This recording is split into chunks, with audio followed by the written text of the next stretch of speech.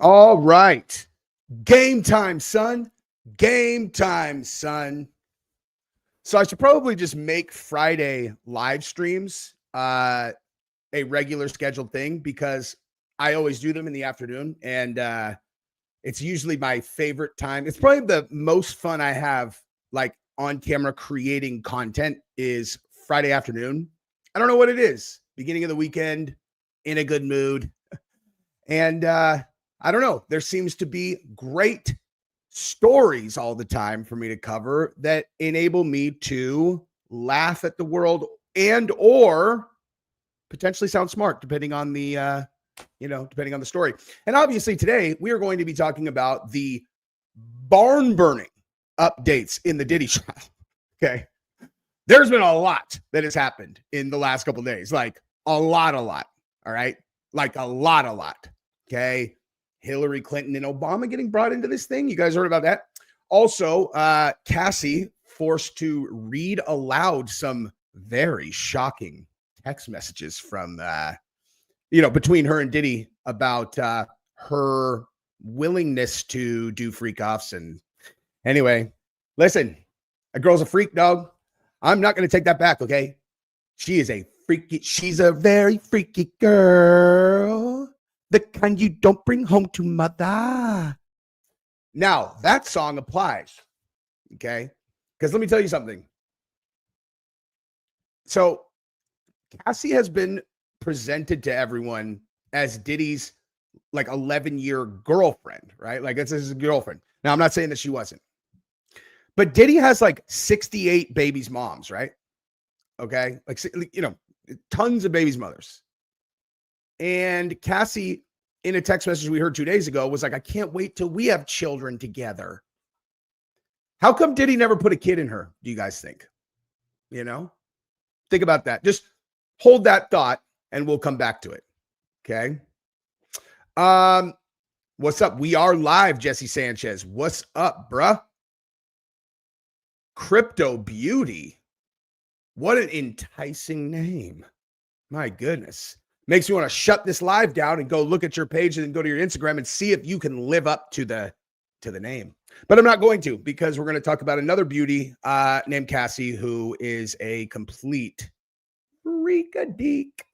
And the prosecution freaking out about how bad the cross-examination of her is going. It's going very, very poorly. Okay. Like, this is a disaster for the prosecution. Now, I listened to Megyn Kelly this morning, though, and she convinced me that Diddy is actually probably guilty of he's only charged with one count of sex trafficking. Like, I didn't even think about that. So all they have to do is prove one time that it's sex trafficking. And unfortunately, I think Diddy's hosed on that one because of the hotel video. I'll tell you exactly what Megyn Kelly said, because she's, Megyn Kelly's an attorney. She's smarter than me, better looking than me, more successful than me. And she did a pretty good job of convincing me that he is actually going to get rung up on that trafficking charge, but only because of that one thing. So, like, even though all of these text messages make it crystal clear, Cassie was down like a clown Charlie Brown. She's like, did you say a freak off? And Diddy's like, oh yeah, freak off. She's like, God damn, I cannot wait to get my guts rearranged tonight. Let's go. So she could be like that all the time. But if one time she's like, I'm not doing this, and then Diddy beats her up, drags her into a hotel room and forces her to sleep with an escort, that's trafficking, unfortunately, per the the definition of the law. So we'll get into it. But also, Justin Bieber finally breaks his silence. All right. And his statement is very telling. Very telling,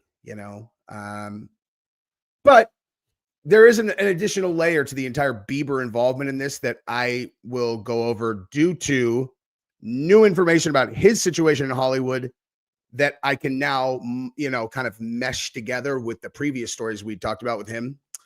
So that's what's up. What's up, everybody? Crypto Beauty is definitely an Indian man. Hey, dude, let me tell you something. No Indian man is smart enough to drop I'm blushing with emojis. That's all lady right there.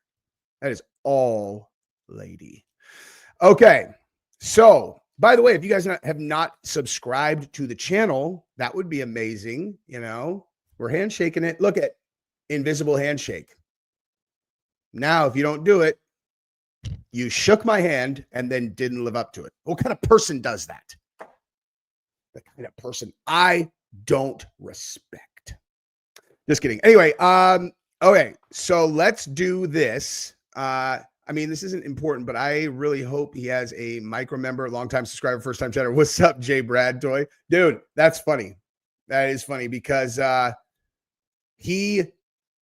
so the lawsuit drops like yesterday. Let me tell, actually, I do want to talk about that. Okay. So Diddy lawsuit Tootsie Roll. Okay. So check this out. So yesterday, guys, this story drops. Okay. Itty bitty Diddy. Woman. Oops. God damn it. Wait, what? Come on, dude. Oh, here we go. Okay. Diddy Combs accused of graping woman who compared his erect unit to a Tootsie Roll in new lawsuit. Okay. So that drops yesterday. He's got a Tootsie Roll wiener is what they're saying. Okay. Let me tell you what I think about when I see that. Okay. Chi-Town Brian, you're the man, dude. Thank you for gifting that membership to someone lucky. Okay. So here's what I think about that. Let me put that up there again, just so that we're all on the same page as people come on. And I want to make sure that there we go. Yeah, there. So this is what I want to say about this, okay? The fact that this dropped yesterday is very telling to me for a number of reasons, okay? A, where on earth has this woman been throughout this entire process? Oh, like just now you're suing Diddy? Like just now.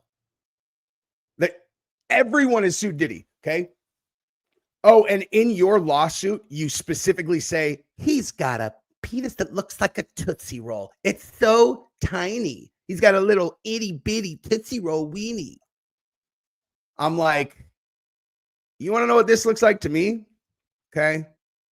Looks like the people who actually want this lawsuit and the people who want to destroy Diddy are very unhappy with A, how this trial is going, and B, maybe some of the Tootsie or some of the testimony that happened, and they're trying to drown that story out. Like, you know how one of the things that, you know, the big guy has always been exceptional at, but especially during his first presidency when they were just hammering him with all the investigations, was if any news ever came out that he did not want people to look at, he completely understood how to grab a hold of a news cycle. And so he would do something crazy, you know, like he would just send out a tweet, you know, and this is in the first presidency before he had the amount of like consolidated power that he has now. And he'd just be like, yeah, there's no more transgenders in the military. And he hadn't even talked to any of the Joint Chiefs, hadn't talked to any of them. And that story became the #1 story for the entire news cycle, you know? Now, obviously he did intend on making that happen, but that's not why he did it. He did it to drown out a story he didn't like. Brilliant. Okay. This is what this screams that to me.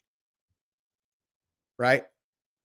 Like really right in the middle of the trial, Cassie is giving testimony, and the same day that she verifies that the guy who shot up Trump's place in, you know, shot up his resort and then gets interrogated. And for the record, actually, let me, you know, listen very closely to what I'm saying right now because it's very important. So the guy shot up a resort of Trump's in 2018. He gets interrogated, and this interrogation tape was completely ignored because he sounds totally batshit insane. He says that he was a sex slave for P. Diddy, who would have sex with Diddy's girl in front of him. He also said that Diddy's in the Illuminati, the black branch of the Illuminati called the Brule. He involves Hillary Clinton, Obama, and all these people that he calls co-conspirators. He also said that they, as a unit, are trying to bring down the United States for this, that, or the other. No one paid attention to it at all. because he sounds batshit. Okay, and it's been up. It happened in 2018, but then, oh my gosh, wait a minute. Someone dug up that interrogation after they realized, like, wait a minute, Cassie really did have sex saves. And so they go back and listen to it now that they know that's probably true. And they start listening to the rest of what he said. And then yesterday on the stand, Cassie verifies that he is one of her people and validates that that guy is for real. And then, oh my gosh, guys. Hey, guys. Oh my gosh. Diddy's got an itty bitty weenie. Okay. He's got a Tootsie Roll penis. That to me screams, don't look at this story over here. Like, anything we can do to not have people figure out that Diddy was in fact part of a global elite cabal of string pullers doing this, that, or the other. And especially the part about wanting to bring down the United States. He also said like that their number one goal was to get the big guy out of office back then. It's 2018. He's like, that's their number one goal. They got to get rid of him. Hey, that lines up, right? So, yeah, that's one of the things I want to talk about today. And we just did. Hold on. Lasagna Gate is mega real. Okay. Bro, I sent Dubs, Mouthy Buddha, Pedogate 1, 2, and 3 yesterday. He started watching it. He sent him to Gunner. Gunner watched all 3 twice. And now it's like, dude, that whole can of worms, you know, specifically why I wanted to send it to Dubs, though. If you guys have never seen Dubs, you should go check out his channel. As a matter of fact, here, I'll show you. I will show you Dubs' channel. But the reason I wanted to send it to him specifically is because he has the eyes like me, dude. Like he's like he can see. He's very, very good at picking up what people are or whatever. He's got a very discerning eye for bullshit, I guess would be the right way to say this. So I sent it to him because if any of this stuff in those documentaries is bullshit, he would pick up on it. You know what I mean? And I mean, listen, I already knew it wasn't, but he's a good test. This is Dub's channel. You guys should go follow him, dude. He has great content. But anyway, those guys watched it and they are now totally on board that the elite satanic cabal is real, because how could you not be on board after you look at the evidence? It's very, you know, I mean, it's not like 100% that you could like, you know, it is kind of slippery where you can't really wrap your hands around it. But when you look at the accumulation of the evidence, you're like, there is like I mean, some of these people for sure are exactly that. Anyway, but no, I'm definitely not depressed. Are you kidding me? I have 3 daughters. You think that I'm going to go out with my kids believing that I didn't love them enough to live my life? That's the most fucked up thing about people who put themselves down if they have kids, dude. That's like how could you possibly shatter a child's psyche and life more than if you whack yourself out? And what do you communicate to the kid? You didn't love your kid enough to not do that. It's the most destructive, selfish thing you could ever fucking do. I have zero sympathy for any parent that does that, dude. Anyway, so yeah. Now we also have the Justin Bieber thing. So we could talk Bieber right now, and then we'll get into the Cassie testimony where she was forced to read aloud explicit messages in the trafficking trial, which is like I said, dude, that girl is a freaky girl. What? One more time. What's the documentary called? Well, you won't be able to find it on YouTube, but it's Mouthy. If you go to BitChute, it's Mouthy Buddha, Mouthy Buddha, and you'll be able to find one that says Pedogate 1, 2, 3 combined. Watch that. You will come out the other side like, oh fuck. When they try to say that, Lasagna Gate's been debunked. Yeah, fucking right. Okay. Yeah, right. But you'll understand exactly why they say it, because they're like, these are the most powerful people in the world. Scary. You know how like sometimes, people online make like they're all, I'm going to get Candace Owens and I'm going to kill her. I've got a baseball bat and I'm going to sneak up on her and I'm going to kill her. And it's like, ooh, scary. You are a big, scary leftist activist. I am terrified. So take my dismissive nature when I cover those guys and then completely invert it when we talk about people from this cabal. They are legit terrifying. Like as scary as a person could be if you can actually wrap your brain around the levers of power that they control. Anywho, this is one of the most insightful things that I've heard a person say about this topic. I can't put that up. Because anytime if I even say that word, that's why I say put themselves down. It's because it'll like age restrict the content. Okay, so let's rock and roll. And go to the Beiber thing real quick. Sorry, I'm like looking at that. Let me get caught up a little bit on I'm just looking to make sure there's nothing in the chat that I absolutely must respond to. I mean, I don't know for sure that adrenochrome is something that people do, but they seem to have a lot of fascination with babies, babies. You're like, do you guys have any kids? They're all, no, we're homosexual men. Of course not. You're all, so what's up with all the baby stuff in blood? Anyway, all right, so let's do Beiber right now, and then we will move over to the Cassie trial. All right, so Justin Bieber, as you guys remember, was implicated as potentially being on one of the confiscated videos from Diddy's hard drive. Now, one thing that is incredibly important for everyone to understand, a couple things actually. Number one, if you are looking for evidence that the feds were able to get videos of other celebrities on these hard drives, even though none of them are included in this trial at all, okay? Like if there's all this terrifying stuff going on, where are all the other celebrities? So none of them have been charged with anything. None of them have even brought up. They're not being talked about, nothing, okay? So you got to wonder, is it true that they're on those videos? Well, the best evidence that I would say indicates that they are on those tapes is the fact that it got raided by his house got raided by Homeland Security in April, well before the 2024 election.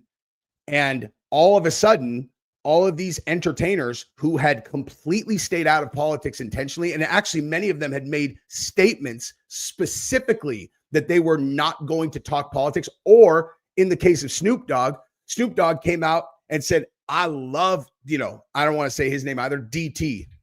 If you guys don't understand, like sometimes words that you say on YouTube will put your video in a different category and then it'll either derank it or escalate it. I want YouTube to think of this as a Diddy video, not politics. But so I'm going to talk around it. But like, he's like, that dude pardoned my boy. I love that. I love that guy. And then out of nowhere, right before the election, he's all, anybody that's down with him is a racist piece of shit, And if you down with him, then fuck y'all. You're all. What, dude? Like, you said you loved him 2 months ago. Usher was not involved in politics at all. He's not doing politics. And then all of a sudden he's on a stage and he's all, come on, he's the greatest. Jennifer Lopez, is out there crying. Do you understand what they're going to do to Puerto Ricans in New York if we don't? You guys. I swear to God, if you vote for him, you hate me and you hate everyone that looks like me and you're a racist for life. And you're like, what is going on? Well, hypothesis certainly could be that they might have been on tapes of Diddy's. You know what I mean? Maybe. And the other thing is like, you don't need to be on video with a kid to be very susceptible to being, influenced or blackmailed, right? Because like as much as these people are like celebrities and people think of them as in some different category, okay, well, like look at their home life. You're like, hey, are they married? And they're like, oh yeah, he's been married for 20 years with kids, coaches his kids football and stuff. And it's like, hey, do you think he loves his wife? They're like, dude, I know them. He would die without his wife. It's like, right. And then, so what do you think he would do to keep her from viewing a video of him having sex with a groupie on video at a Diddy party? It's like, probably anything, probably do anything to avoid that. Right. I know I would. Right. Like if I ended up at some Diddy party, got all drugged up and then, accidentally slipped and fell on a groupie and they got it on video and then they brought it to me 5 years later and they're all, hey man, what we need you to do is fill in the blank so that we don't show this to Gabrielle. Bro, there's nothing I'm saying no to. I would say yes to anything to keep that out of my wife's eyeballs. Like what do you think like a person who has a good marriage, like a genuine good marriage where they're like best friends with their spouse, like I am with Gabrielle, dude, I would do fucking anything to protect that. And like, I'm not stupid enough to, or like self-righteous enough to pretend that like at some party, if I'm a fucking celebrity superstar, that there's a possibility that I, some groupie girl just caught me on the, just at the right moment and I'm on XC, whatever. And it's like, oh, oopsie, like I can't imagine it'd be super hard to make that mistake if you're Snoop Dogg when girls are throwing it at you and it just turns out you're on video. So it's like, or Usher. So like, again, they don't have to have committed a crime to be compromised. You know what I mean? Oh, I'll answer this. I'll tell you exactly why. That shit is selfish. Telling the truth. I've talked about this a million times on the channel, and I really genuinely mean that. Clickbait, huh? You, sir, are going on timeout. Okay? Timeout. Because see here, Justin Bieber speaks out on Sean Diddy Combs' relationship. So not clickbait, you stupid fuck. So enjoy your timeout. If you want to make it, a little bit more dramatic, you can throw on a dunce cap, right? Like you used to get in school. Dunce cap for you for saying stupid things. And oh wait, let me get caught up on this. What's up, Azad? I'm sorry, off topic, but Ariel wasted no time talking crap about Bilal after he lost. This guy does not care about the fighters. He's a biased journalist. Well, also, in case you missed Ariel's, thank you for the super chat. In case you missed Ariel's response to Jake Shields, who has been very vocally, vocally involved in the conflict over there in the direction that I think Ariel is on the other side of. And Ariel was, when he responded to Jake Shields about going on his show, he literally was like, I would. He looks at Jake Shields like he's the worst person on earth. Now, Bilal is Palestinian. So obviously it's, it would be crazy for him not to have those, but I wouldn't say I'm shocked that Ariel quickly pulled his support from Bilal after the fight, which is ridiculous because Bilal fought an incredible fight. And anybody who calls Bilal boring after that fight is retarded. Bilal's a fucking badass, dude. I don't want to hear shit from anybody else.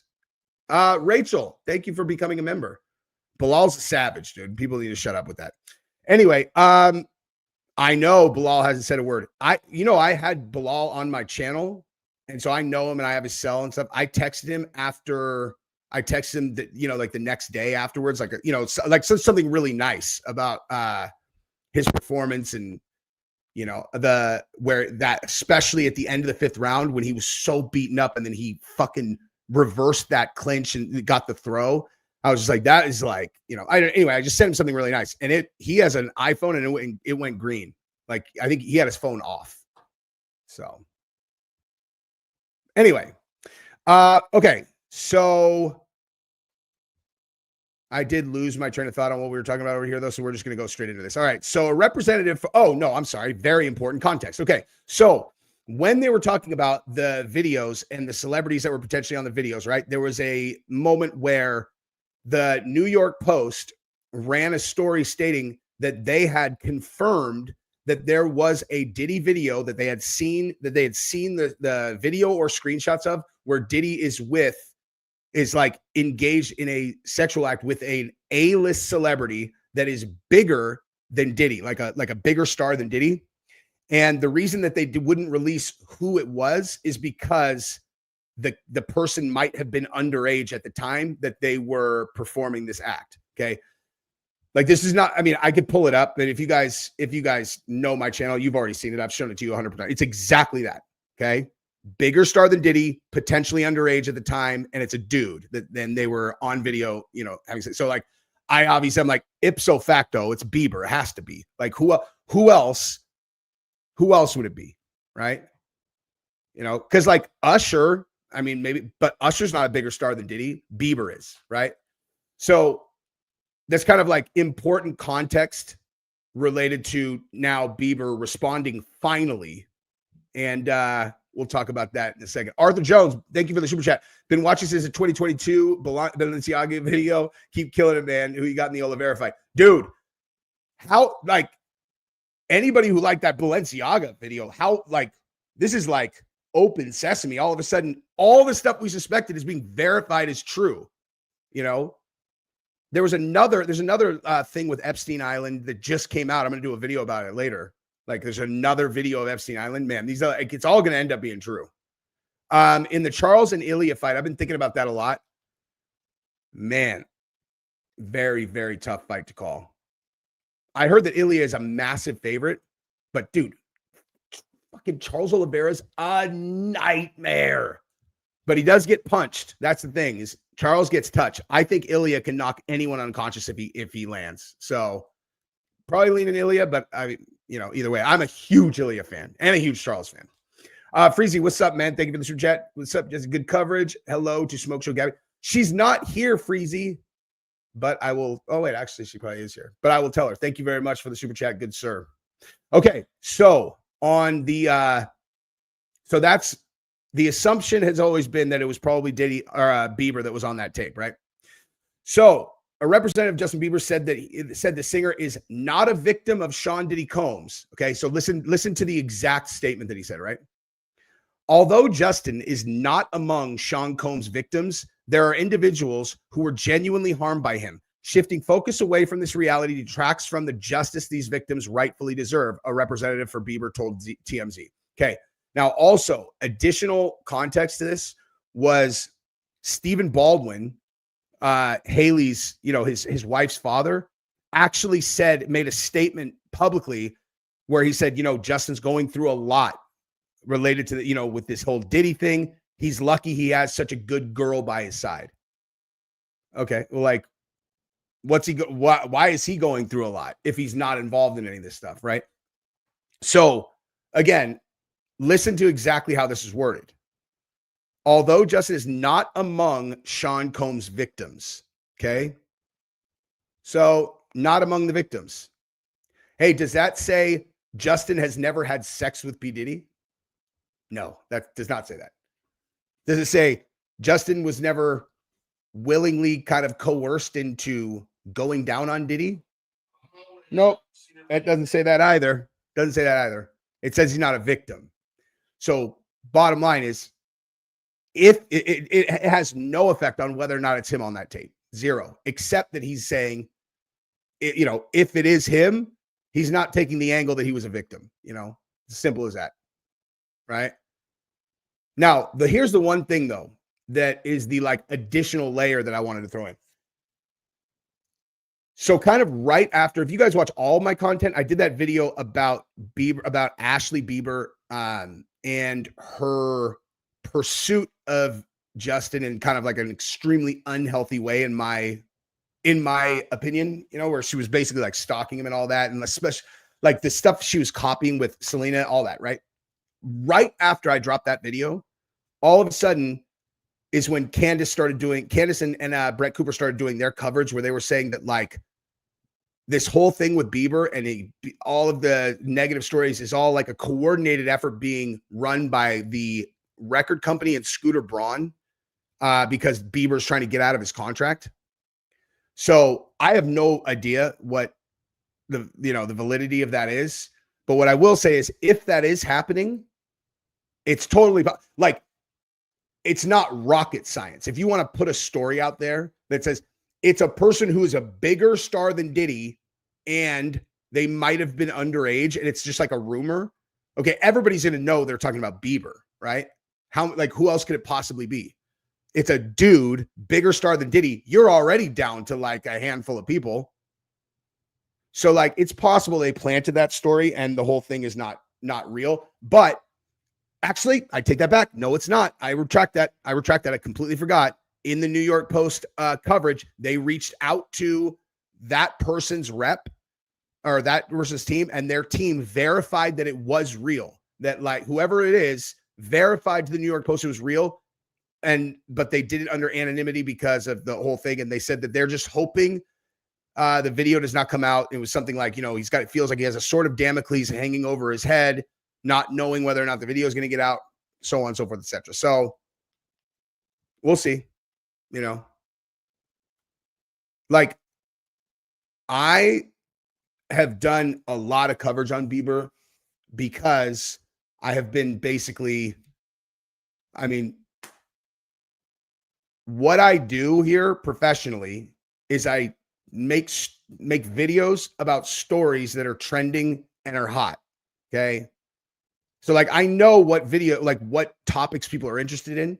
And I knew obviously the Beiber one, people are very interested in, but I don't in hindsight, I don't feel great about having done that much coverage on it because I really do think that this kid is like one of the most heavily victimized dudes ever.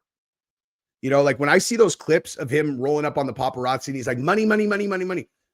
I just I actually can imagine what his life is like. It's a level of like paparazzi harassment that it should be illegal, dude.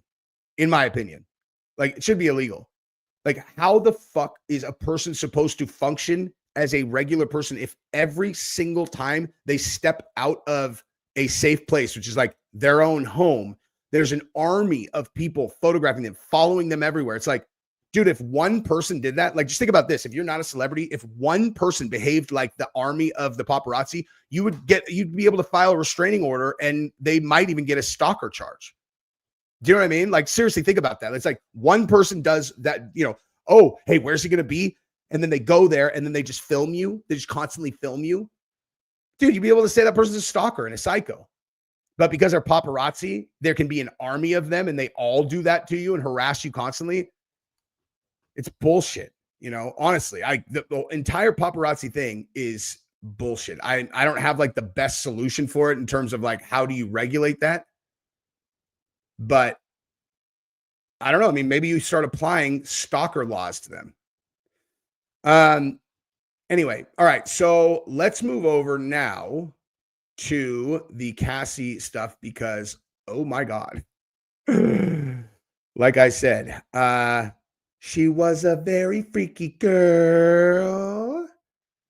As like the kind I do, like to the mother. What? Heather, you're good at reading eyes too? That's true, dude. It is that. And Megyn Kelly is a crackpot. Have you ever, this is what I will say. I'm going to assume Travelingva that you are a smart person. And then I'm going to hypothesize that you are a dug-in Democrat, which is fine. My entire family is like that, primarily in California. But the problem is, and they're all very smart also. Problem is that dug-in Democrat, you'll read like headline about something, and it's like, oh, okay, so Megyn Kelly is a Republican and I read this thing, she's a crackpot. And you never actually watched her, okay? Because there are zero smart people who will sit and watch Megyn Kelly talk for 15 minutes and go, she's a crackpot. Like, that's not a thing. She is a brilliant person. So, like, law degree, she just happens to be a blonde female conservative, and people think that that's like just go watch one of her videos. Like, just go watch the one that I was referencing right now about, as a matter of fact, you know what? I'm sorry. I take that back. We're all going to watch that real quick about how she convinced me that Diddy is actually probably guilty of the trafficking thing. Let me see. Okay, so, oh wait, actually, let me just go to my history and find it that way. There we go. All right, so let's watch this together a little bit, and we'll go from there. And then, if someone still thinks that she's a crackpot, then we can discuss. Why don't we choose more carefully who we're going to lionize? Not just us, but like the Harvards and the MITs of the world. Look how they lionized Epstein, not to mention the Bill Clintons. Why don't we choose more carefully who we're going to put up on these pedestals? Jeffrey Epstein was lionized even after he had pleaded guilty to this act of prostitution with a 14-year-old. I mean, still, Katie Couric's going to his house for dinner. Why? Not to mention Prince Andrew.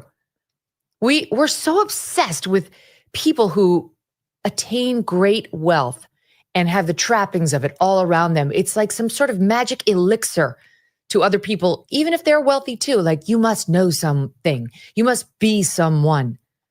Instead of having like a healthy disdain for that and questioning, how'd you get it? Like, I'd like to know more. If I sit next to Tom Brady at a dinner, I'm going to know exactly how he got his money, and I'm fine with that.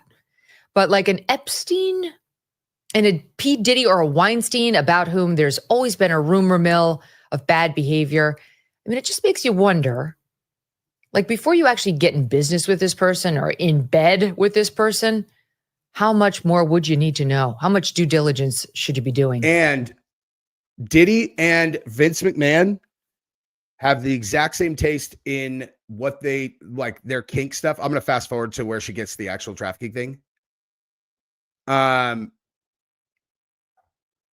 But yeah, don't say that to your wife, Jason Gonzalez. Now, luckily for me, I don't think that there is a single woman on earth that's prettier than my wife. But Megan, and also tall and blonde, not my type. But for people who are into tall blonde girls and they like smart girls, she's a beast. Okay, hang on. So this probably should be around where she talks about the trafficking. Certainly participate voluntarily in one of these freak-offs, which she said some of them last 4 days. And maybe on day one, you're good, but by the time to one of the freak-offs, that would be coercion. Be transported would be enough. A person through means of force, fraud, or coercion into a commercial sex act. Okay, well, where was the force, fraud, or coercion? Okay, that one I have to address. If you picked out of a hat any two random people that have been on on YouTube, you couldn't possibly have two women that are more different than Megyn Kelly and Jaguar Wright, dude. That is ludicrous. The prostitutes are going to testify that they did it willingly. Now, the first guy said I was there willingly, they're paying me, but he also took a picture of my license and seemed to be threatening me that if I spoke or didn't behave as he wanted me to, you can hurt me. There'd be retribution. So that's evidence of some force or coercion. But it's really coming down right now to Cassie, who is showing us the tape. I tried to escape. He grabbed me by the hair and dragged me down the hallway back into one of the freak-offs. That would be coercion to go back into this room and engage in a commercial sex act. She's not the one getting paid. The lover is. And she testified to that. So and then you also have to prove that Sean knew that the victim was engaging in this act as a result of force, fraud, or coercion. Well, the defense is offering emails of her saying, I want to do the freak-offs. I'm into it. Here's the thing, like, people who are saying, like, is she left or right? Like, this is the thing. If you wanted to boil my politics down to a single concept, it's this.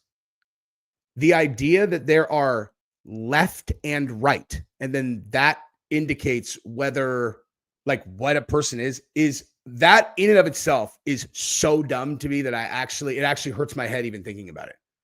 Like, we're talking about opinions on some of the most complex, layered topics of all time.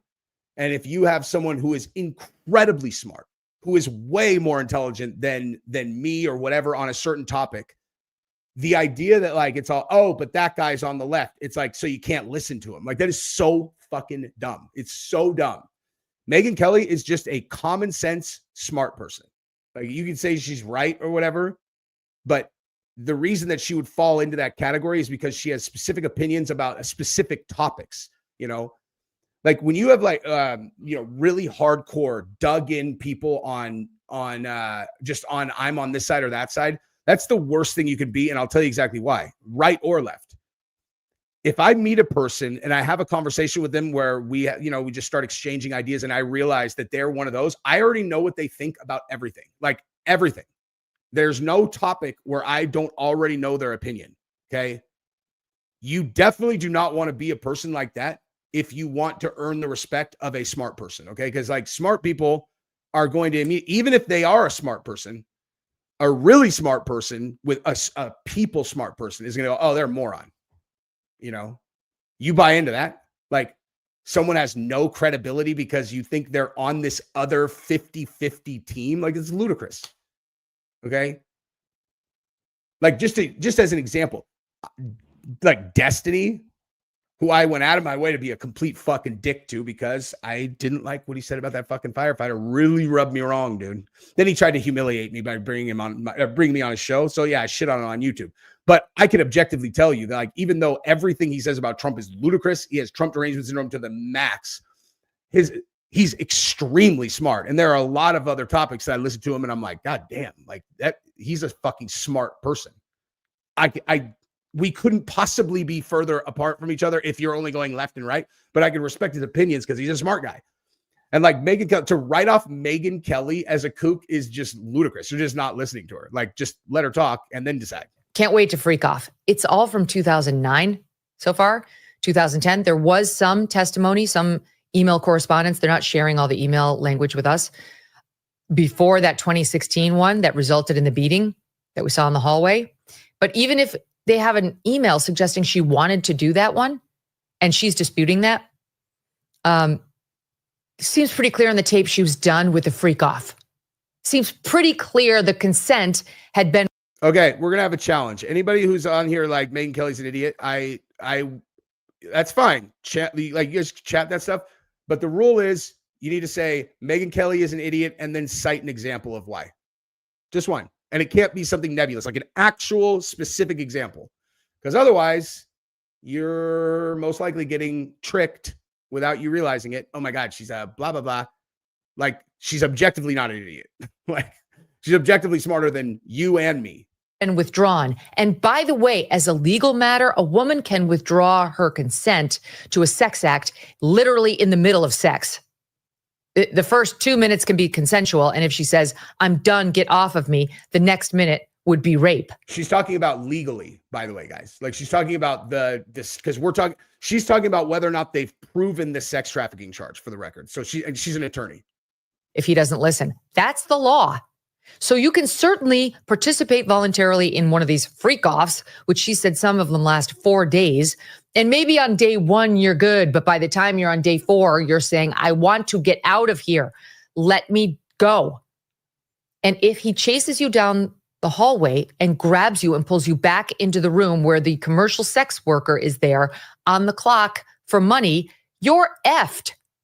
You're effed. You are going to be charged likely with sex trafficking by force, fraud, or coercion. That's count 2 of this indictment.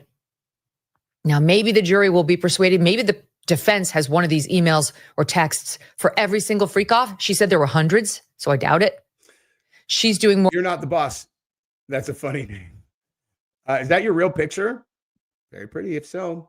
But yeah, Megyn Kelly, I never watched her when she was on mainstream media. So like, I mean, most of the time people who go independent, that ends up being the case. But I never watched her on any of I just don't watch mainstream media. So like I watched just enough to know that Don Lemon is an idiot. And that's it, you know. More of a narrative explanation of what happened, saying in the beginning of our relationship, by the way, there was a 17-year age difference. She was 19 when it started. He threw her 21st birthday party and invited Paris Hilton and Britney Spears. She was an ingenue. She was as green and doe-eyed as they came. And this older, much more successful, more sophisticated bully, criminal, thug took advantage of this young girl.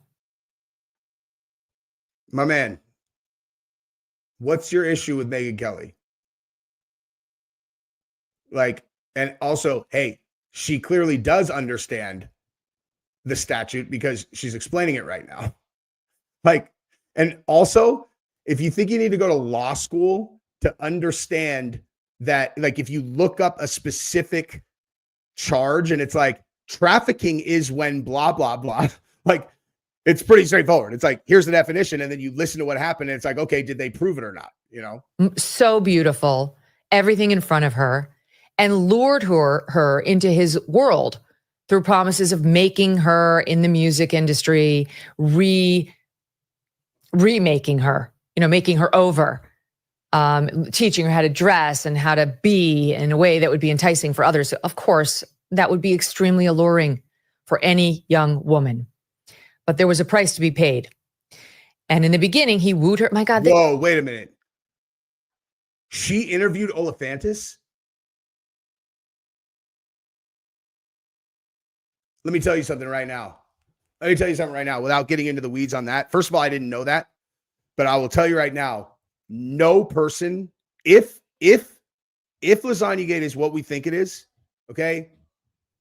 Dude, if it is what you think, what we think it is, a person who would confront Olifantis when he's on network television has a death wish, dude. Like those, you can't, like, you do not want to fuck with these people, Like, I mean, I want them to get exposed, but there's no way that I'm going to be like, yeah, hey, James Olifantis, come on down here. And then start just grilling him with like all the Instagram stuff and all this. And it's like, cause like you, there's no way to ask him the questions that you want asked without implying like really shocking accusations. Cause you would have to basically be like, what's up with all of this, all these references to like Satanism and child torture, like what the fuck are you doing? And especially if she's working for a network, like I understand. I will look that up though. I didn't realize that she, that figures though. And I wonder if she even knew about it. You know what I mean? Like people assume that all these like big reporters know like the reality of it. And I bet you she didn't. Cause I think I actually do remember that happened after the guy went and shot up Comet Ping Pong, right?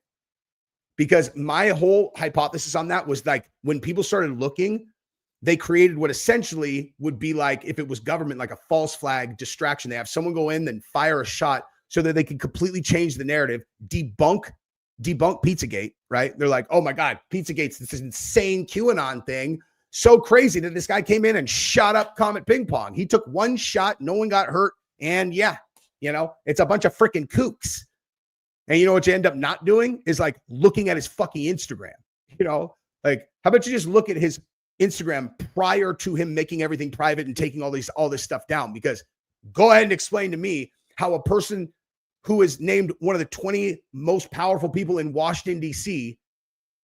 thinks it's fun and cool to like post a bloody fucking room and call it kill room.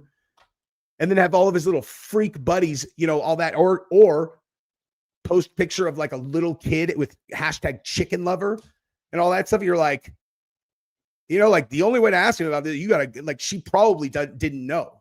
It would be my hypothesis, but I am totally in a mode of purely defending her. I don't know that for sure, but mainstream media, there's no way they were going to fucking grill Olifantis. Dude, those guys are so fucking powerful. He's best friends with Podesta's brother, dude. Like John Podesta's brother, oh my God, what's his name? He's the scariest fucking guy on earth. Like that dude, he's the scariest fucking person on earth. The guy with the art collection. You think you want to make enemies of those fucking guys? No way. This is a pattern. I mean, you guys have seen it. You've heard it just on this show enough to know. It is a pattern of abusers to love bomb the women at the beginning. If those are the roles, the gender roles, men versus women, it can happen the other way, but it's this kind of abuse, domestic abuse with a love bombing, is generally men on women. And then once he obtains control over her, comes the abuse. It can be verbal, it can be financial, and it can be physical. And she testified that he beat her many times. And the second witness of the case was a sex worker, not the one who was in that room for the 2016 Intercontinental Hotel incident, Freakoff / beating, but a different one, a different sex worker. The one. So she's basically, what she's saying though is that, like, Cassie testified that Intercontinental video where he beat her and dragged her down the hall, that she was trying to leave a Freakoff and he beat her up and dragged her back in. And she's saying that if Freakoff continued, if that's true, he's finished. Like, she's right. He's done, because that is trafficking. Like, she tried to leave. He beat her up and forced her back into the room. And then they said, because all the rest of it is absolutely damning to the prosecution's case. You're like, what the fuck? She literally says in text, like, I'm so excited for Freakoff. I can't, like, obviously she was a willing participant, but one time, dude, one time. And people might think, you know, like, because your initial reaction is kind of like, well, dude, like, she did them all the time. It's like, think about this, dude. Okay, you could be in all kinds of freaky situations, whatever, but, like, you know, just to put it in some kind of like relatable form, like, let's say your girlfriend, man, that's like, your girlfriend is into getting handcuffed or something, right? Like, your girlfriend's into getting handcuffed. And so, like, you handcuff her, and most of the time she's really into it. And then one day she's like, I really don't feel like doing this right now. You know, like, you guys have been in the middle of it and you break out the handcuffs. She's like, no, I really don't want to do this tonight. And you just fucking smash her head into the pillow and, like, actually hard, like, you know, fucking handcuff her while she's like, I don't want to do this. And then you take it, like, that's not great. You know what I mean? Because, like, you can be into kinky shit, but you can't beat girls up and then drag them into a kink that they've done all the time. And he is only charged with one count of sex trafficking. So, one who said, I had to show my license. And he said he heard Diddy slapping her behind closed doors, that they had an argument. I think that he threw a bottle at her, and then they went behind closed doors, and he heard him slapping her, and he heard her saying, I'm sorry, I'm sorry. And then he expressed his concern directly to her. It sounds like this guy was kind of falling in love with. Hit it, Eric. What's the question? Exactly. They own the media. And the thing is, too, like, if you're someone like Megyn Kelly or one of these people that works at MSNBC, they are making so much money. They're making so much money. It's like, you think that, like, you know, you get paid $20 million, right? Like $20 million a year. Okay, like, that comes with strings. Comes with strings. If someone as powerful as him is like, oh, so you're going to interview this guy, these are the questions we're going to ask. Like, you just ask those questions. It's not like if it's an independent person, the entire point of why people are drawn to independent creators like, you know, Candace, or to a smaller degree, me, or whatever, is, you know, there's nobody pulling our strings. You know what I mean? Like, if I have someone on that I'm going to interview, I haven't taken money, which is going to make me compromise the questions I'm going to ask. I mean, I don't really have people on anyway, but, like, that, I mean, that's the draw to independent media.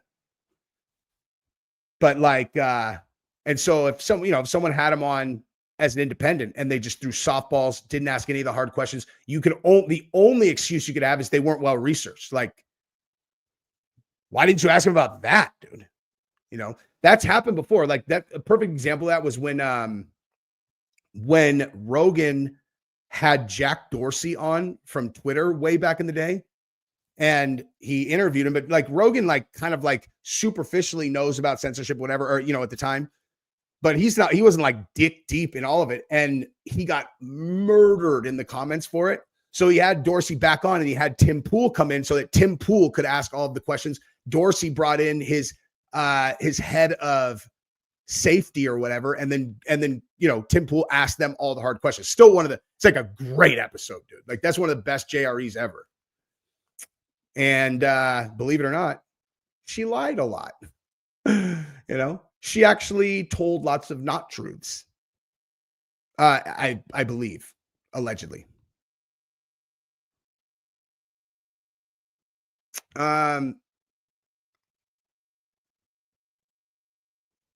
I mean, I don't know. I mean, I've heard this, that the cronies would capture or bring her back. I don't know. But the one that matters is the one on video. Because again, like if that video, all it is just him beating her up, like that's domestic violence. Disgusting, reprehensible, just like every other part of Diddy's personality that you are uncovering here. But Iran, what's up, dude? I appreciate that very much, V-Man.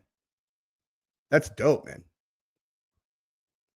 One of my really close buddies in California is Persian. He's like he's a fucking badass, dude. Actually, basically every person I know is a badass, pretty much.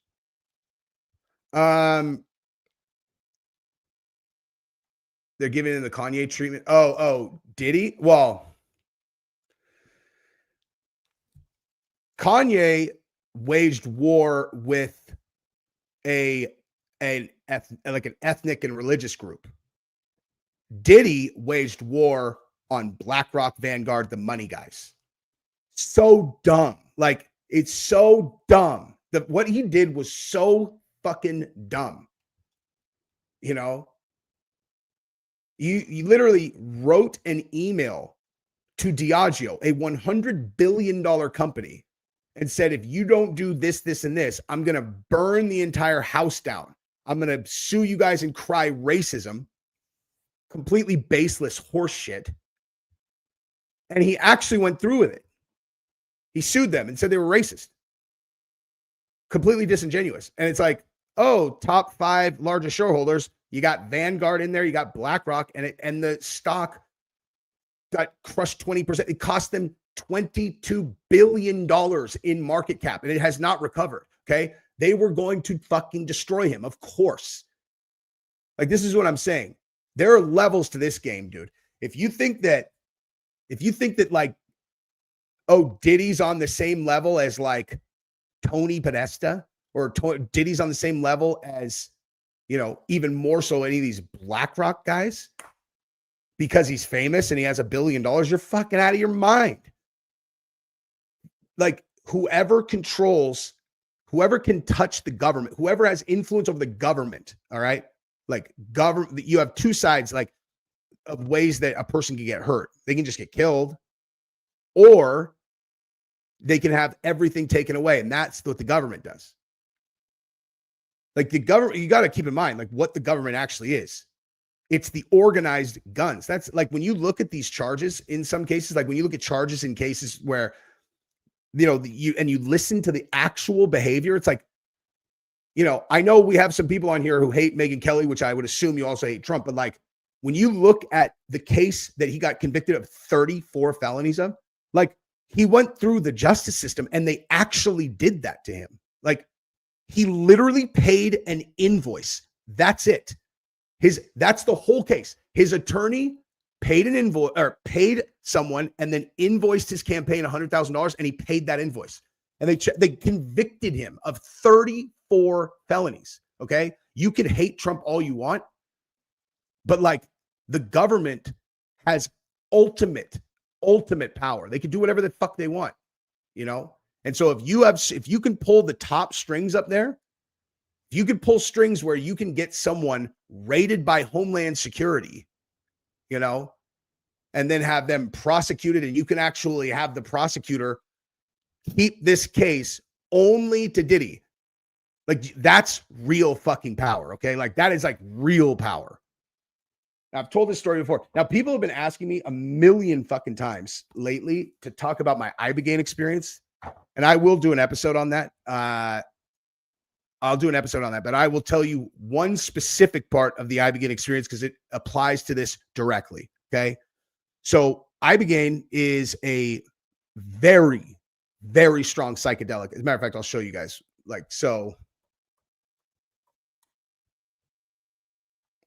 Ibogaine, as defined in this right here, it's a psychoactive alkaloid extracted from the bark and roots of the yada, yada, yada. It's been used for centuries. It's basically like, you know, it's like ayahuasca or like peyote or whatever, but it comes from Africa. It lasts a very long time. Like, it's like a really heavy psychedelic, and it's used to help people beat addiction and stuff. That's why I did it. It's because I was, spracked on opioids. And so, and I had like I had quit and then gone back on pills so many fucking times. It was uncountable. And it was just out of boredom. I would just get bored. I'd get sober and then I'd get bored. And I'm like, God, I'm just going to take a Vicodin tonight. And then I would do it and then spracked out again. And so I was like, dude, this Ibogaine stuff supposedly is really helpful. I'll just try this, right? And so I went and did it. And it's the experience itself is what's unique about Ibogaine is that the entire experience is it's all internal, right? Like if you go do mushrooms and you go out in nature or whatever, it's like you'll look up. And I remember the very first psychedelic experience I ever had in my entire life. I was like a teenager. I took shrooms, and the very first moment when I realized like, oh wow, I'm fucking on. I had this epiphany about the nature of the world because I was in this backyard, had a ton of plants and everything was growing up. And I'm like, oh, that's God here. The sun, like everything relies on the sun, like creation. If you want to think about it like that way, it's like creation. It's all that, like everybody relies on the sun top to bottom. Anyway, it's neither here nor there, but like, that's the kind of thing that, defines like a mushroom experience, where Ibogaine is literally 100%. It's like a psychedelic fucking psychoanalysis, like analysis of your entire life. It's gnarly, dude. Like it's hard. It's fucking hard because you can't tell yourself any lies, dude. All the lies that you tell yourself are all the ways that you justify your behavior, all the ways that you kind of convince yourself you're the good guy in every single story. It's like, nah, dude, here's reality. Anyway, so during that 13-hour experience of mine, one of the things that brought me into understanding how all of this government and like global power mechanics work was I had watched a documentary about the Challenger shuttle launch and how, it's the one that blew up. And there was this guy in the documentary who was the one who had to make the final call on whether or not they were going to do the launch, even though they knew the O-rings were wearing down. And like half the room was like, dude, we are really risking a potential catastrophic explosion. Someone had to make the decision, and he's getting pressure from Washington about this, that, or the other. And this one guy was like, we're going forward. And then boom, it explodes. All the astronauts die, including a fucking school teacher who had trained. And it was like this big American story. Like it was like the first time they had done it, like a regular school teacher. She had trained to be an astronaut. She goes up. It's this massive, like, this huge, like American story. This is like back when people would really pay heavy attention to that. And then as it goes up, boom, and they die on fucking national television. And a lot of what the Ibogaine does is like, it'll really humble you. Like people will go, if you go in with ego, you'll come out without one. And one of the experiences I had was like, so there's kind of like a spirit, there were, at least in my experience, there was like a spirit guide who was kind of walking me through this whole thing. And it's like, once you think about you think of yourself, like you think you're so fucking important, like you're not important, guy. Like nothing that you've done is important at all. Once you think about the most impactful decision you've ever made in your entire life, as it relates to other people, because the whole point was kind of like how you should be thinking about how your actions impact everyone else as opposed to only yourself, right? Like, it's like you're selfish, dude. You are a selfish fucking person, right? You only think about how these things are, so that was kind of like the thing that was posed to me. And it's like, what about that guy? It's like, what about that guy who had to make that call? And then his decision ends up blowing up the shuttle. And it was like, and I just kept hearing this same thing in my head. It was like, that's a big man with a big job. And something happened, like thinking about that dude and the pressure he was getting from the government. And I just went down this fucking psychedelic rabbit hole for literally probably 2 straight hours of just a like 30,000 feet flying over the world. How does this all actually work? And I could see it as clear as I could, you could never just, anybody who's done psychedelics, you know, like you can't explain what you see, like you can't like verbalize it. But the way that I was kind of shown this, or the way I learned it, was through specific people. So it was like, take Hillary Clinton. And I just got to see the way that she can, like move levers, how easy it is for her to do this, that, or the other to impact these. And I just was like, oh my God. It's like, it's fucking unfathomable how powerful these people are, dude. Like you can't even wrap your fucking brain around it. They can destroy anyone. Okay. Like they can destroy anyone because there are these two sides. You have the business tycoons who have all of the money and they influence the politics, but like the government is really this like force apparatus that they use to drive outcomes that they want. And there's this little small subsect of people that float right in between both, where they are like in government, also in private equity, like Dick Cheney, perfect example. Dick Cheney, Rumsfeld, those guys, Hillary Clinton. It's like, you want to talk about like Hillary Clinton could literally slit someone's throat in the middle of Times Square and they would make that video disappear. I mean, now with social media, not before, but like in the 90s, they could just like, they could just make that video not exist. And as if it never happened. And it's happened when I like, anyway, but, they are so fucking powerful, dude. It's not, you just can't. So, and then also Pelosi, it was like Pelosi and Hillary Clinton were the ones but mostly Hillary Clinton. Yeah, that's not why I did Ibogaine, but that was like an added bonus. It was like, here's how this works, dude. It's a matter of phone calls, dude. It's literally like we were talking about with Olifantis and Megyn Kelly. They can control something as massive as how the mainstream media covers this story by just being like, we just want to, make sure no one brings up the blah, blah, blah. The thing all of us want to know about, and you will absolutely never hear a fucking word about it. Nothing. And that's a small example. There was a lot of stuff focused on how the pharmaceutical industry works too. That was like, holy shit. And how like this very small group of people, tiny group of people, make a handful of decisions and how they leverage the media, government apparatus, and it goes out to the entire fucking world. It's just like, what's up, babe? Yeah.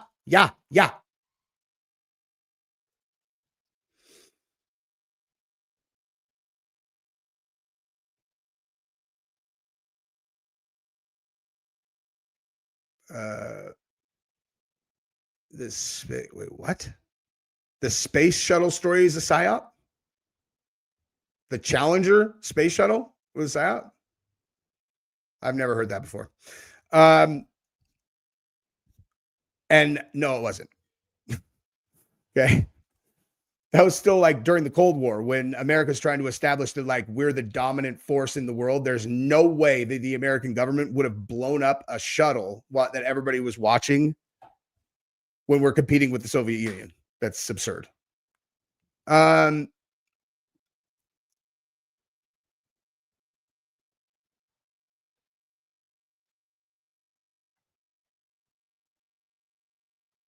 the astronauts are alive.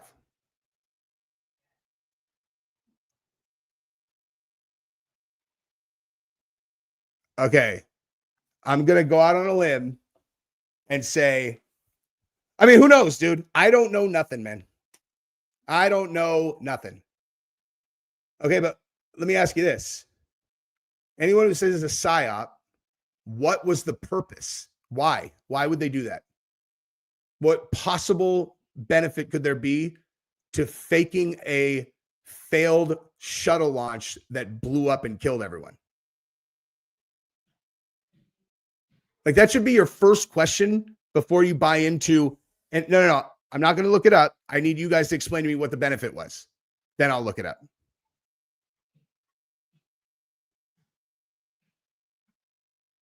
Okay. This is the last I'm willing to have this conversation, but only if the next thing that you guys say is why they did it. Why? Like, why would they have done that?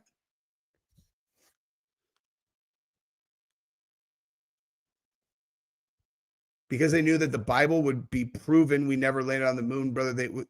Okay, but what on earth does that have to do with the Challenger shuttle?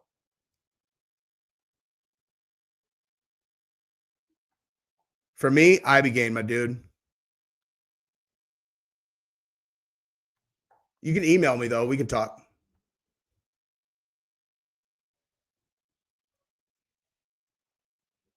Because space is supposedly fake and we can't go there. Okay. Guys, we've done this before. Okay, I work for the largest private satellite company in the world. So I'm the wrong guy to have the fake space conversation with. Anyway, okay. So Gabrielle, get in here. Jeez. Dude, you're never interrupting me. You're the only person who has like 100% access to the studio at all times. Come on. Hey. Are you live? Yeah. Oh. This one is way more sus, for the record. I'm not going to say anything about that. I'm not about Handy Sook. I'm not going to say anything else about Sandy Hook, but at least in that one, there was very compelling circumstantial evidence. So you were like, what the fuck is that, dude? My email is, you could find it. It's on like in my, if you do go to like my about, like channel about whatever, or it's, I think it's in the bottom of every actual video description. It is. Gabrielle, say hi to everybody. Hi. How are y'all? Hey, cue ball. Freaking hot in here.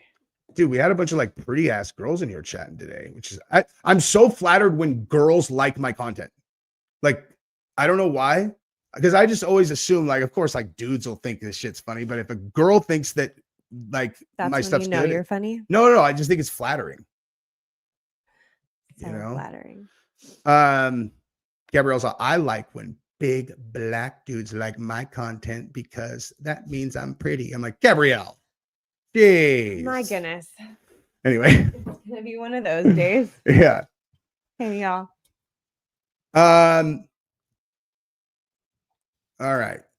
Was there anything else that I wanted to talk about? No. No, but we're trying to go to dinner at 5. Like leave at 5. Oh, really? Yeah. All right. We got to That was jump, you there. guys. You guys are the best. Love you guys. See ya. Bye-bye.